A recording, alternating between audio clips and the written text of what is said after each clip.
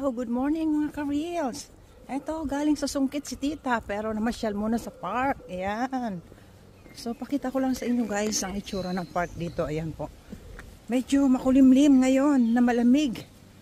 So, pasulpot-sulpot sa haring araw. Minsan nawawala. Ayan. Madilim po dito sa mini park na nadaanan ko papunta sa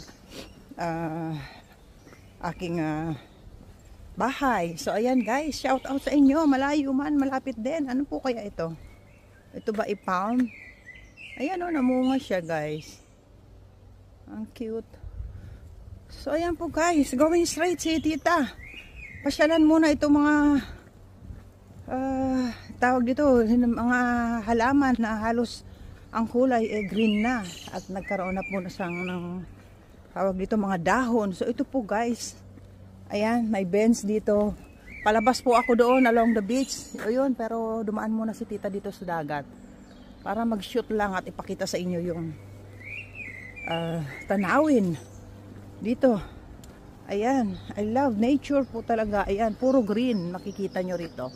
Ayan, bulubundukin ng England. Dito naka-assign si Tita mo guys. Pero masarap naman. Malamig pa talaga ngayon. Grabe. So, ayan guys. So, tingnan nyo. Ayan guys. Pagdanan, bababa ako. Ayan po guys.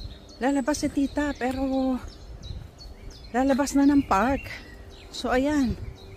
Makulimlim po kasi talaga. Pero, ayan. Nag-ano naman ako. Hindi ko alam kung uulan ba. Kanina, mainit. Tapos, ayan. Biglang dumilim ang panahon.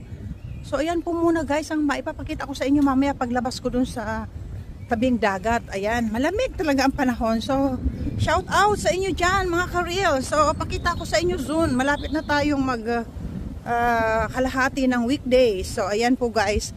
So, maraming pong salamat. Thank you for watching and don't forget to share, like and share. Bye-bye muna po for now. Bye!